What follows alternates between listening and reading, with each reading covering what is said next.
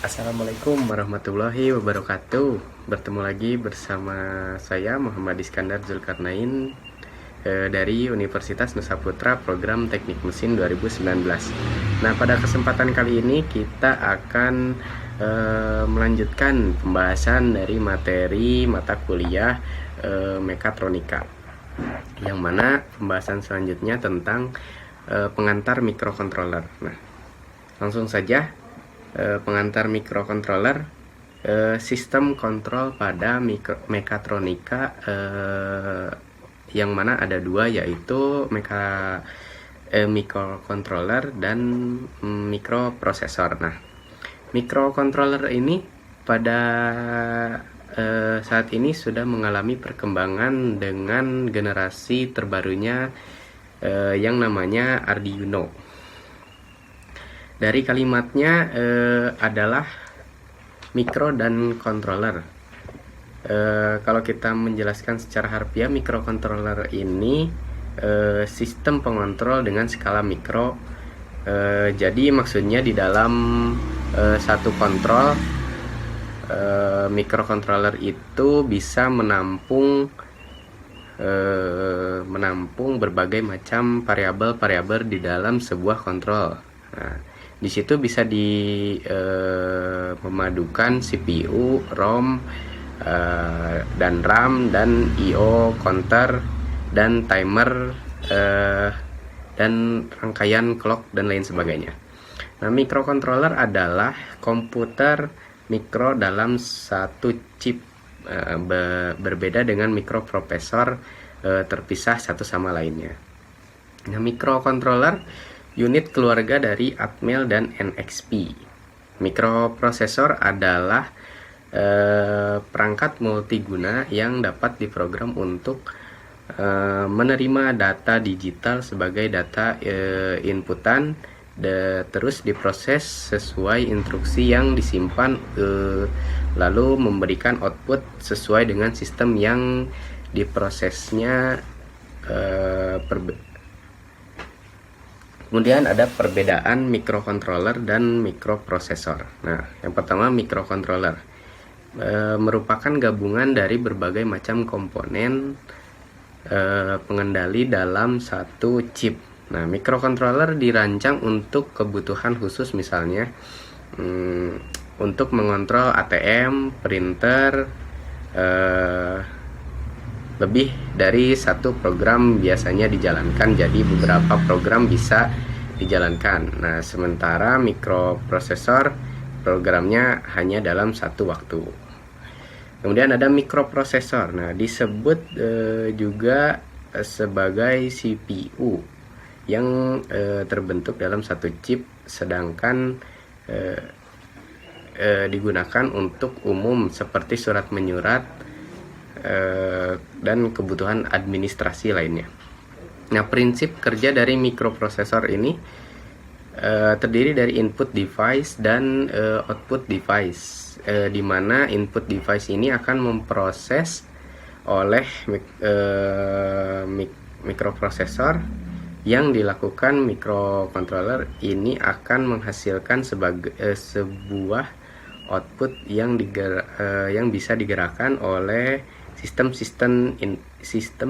input device untuk sistem input device-nya. Nah, sistem input device-nya adalah sensor push button, switch, dan potentiometer, dan keypad. Nah, terus dari perintah input device ini akan diolah mikrokontroler untuk dikeluarkan dalam bentuk output yang diinginkan melalui perangkat output, yaitu aktuator, motor servo, motor indikator, motor stepper, kemudian indikator, LCD, display, dan program yang sudah ada. Nah, dibuat di dalam perangkat terpisah, nantinya akan disimpan di dalam memori yang ada di mikrokontroler. Nah, contoh aplikasi microcontroller adalah water level control. Nah, electronic voting machine, detektor kebocoran gas, dan sistem pengaman password dan lain sebagainya. Nah, sistem bilangan bit yaitu binary digital merupakan sistem bilangan yang berbasis 2, yaitu terdiri dari angka 0 dan 1. Nah, angka 0 ini artinya off. Nah, kemudian nilai 1 kondisinya yang artinya on. Sedangkan bit kumpulan 8 bit yang digabungkan menjadi 1. Nah, konfigurasi microcontroller terdiri dari beberapa perangkat pendukung yang terdapat pada satu chip microcontroller. Ada osilator, analog, digital converter, kemudian MP, RAM, dan program memori. Nah, fitur-fitur yang terdapat dari MK yaitu register rangkaian elektronik yang mampu menyimpan kondisi atau status dalam bit.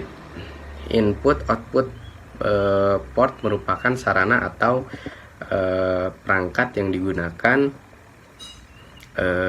untuk mengakses peralatan-peralatan lain dari luar. Sistem microcontroller fungsinya untuk mengeluarkan data digital ataupun sebagai inputan data digital dan output data digital. Nah, ada unit memori selanjutnya. Nah, media unit memori ini adalah sebagai penyimpanan atau read-only memory untuk menyimpan secara permanen program yang sedang dijalankan. Kemudian retron sama dengan ROM, cuman data tersebut biasanya diubah atau dihapus terus EEPROM. Nah, di microcontroller ada fasilitas interrupt, merupakan sistem yang ada di microcontroller berfungsi untuk mengendalikan sinyal-sinyal instruksi baik internal atau eksternal, akan mematikan program yang sedang berjalan ketika ada interrupt. Ya. Kemudian selanjutnya ada komunikasi serial. Nah, merupakan metode pengkomunikasian data semua perpindahan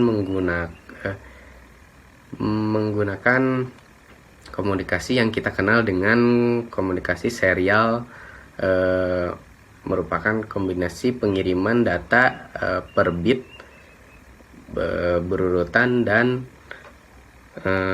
bergantian.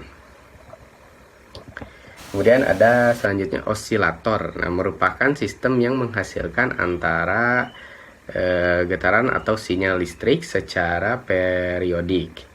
Nah, dengan amplitude yang konstan, yang namanya sinyal berbentuk gelombang. Jadi osilator biasanya mengkondisikan sinyal masuk secara konstan. Kemudian selanjutnya ada timer. Nah, timer dan counter timer merupakan delay, sedangkan counter untuk mencacah.